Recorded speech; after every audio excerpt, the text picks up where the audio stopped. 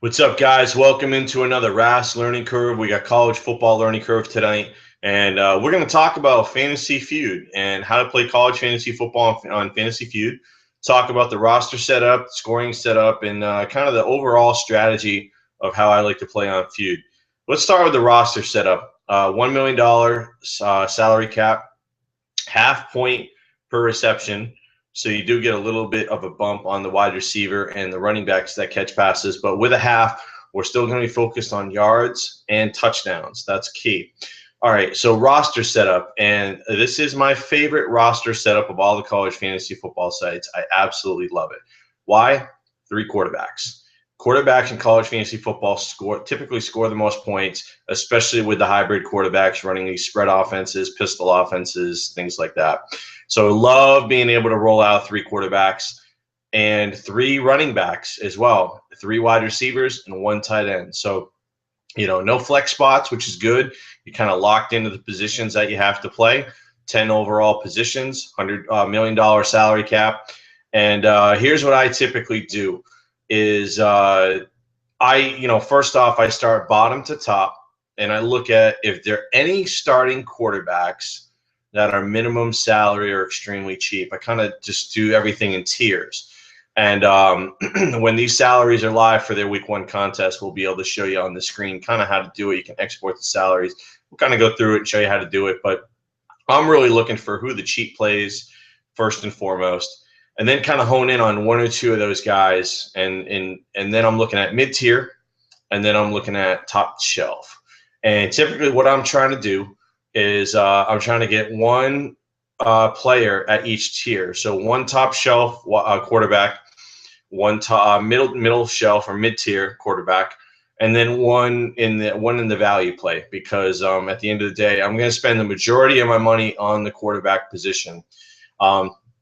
Typically, I will spend up to 50% on my quarterbacks, and maybe even go higher if the salary and the slate determines that I can.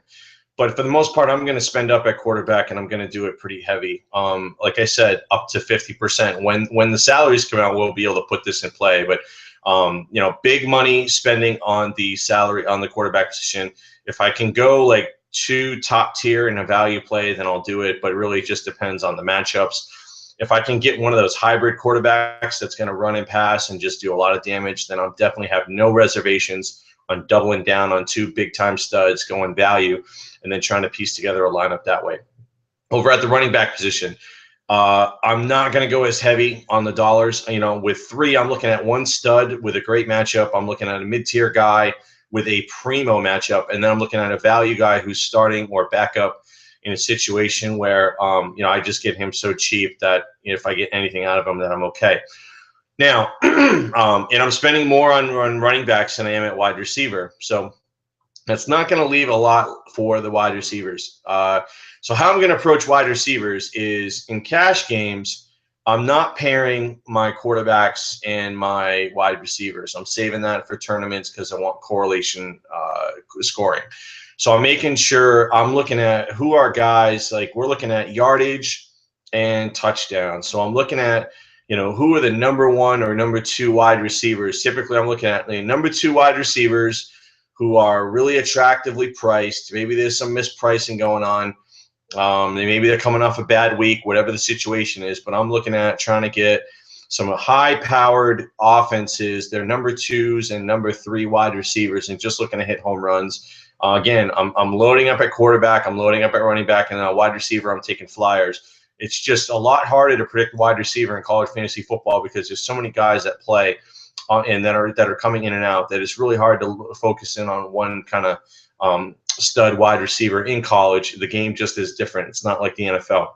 So wide receiver is variant to begin with. It's even more variant in college, so just be aware. Tight end, completely punting, man. I'm telling you, I am going for the cheapest guy humanly possible. Hopefully he starts, gets 4 or 5 catches for 50, and maybe I get lucky and I get a touchdown. But I'm telling you, I am not investing a dime in the tight end position, especially with this format. With the 3 quarterbacks and the 3 running backs, that's where the majority of my money is going to go. It's going to be fun making rosters on Fantasy Feud this year.